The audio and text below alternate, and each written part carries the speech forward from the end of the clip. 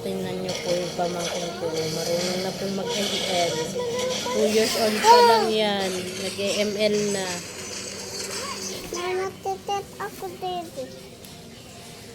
Ako dito, mama, titit. Ako dito. Humingi ka sa mama mo ng dede.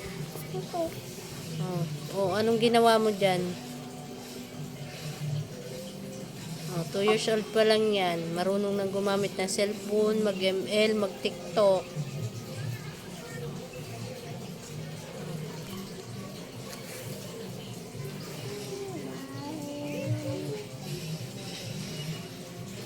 Hoy. Ano nga pangalan mo?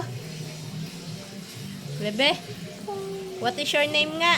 Interviewin kita. Ang pangit ka. Ikaw ang pangit. Pangit ka! Bakit ka? Pangit ka! Oh, kaunti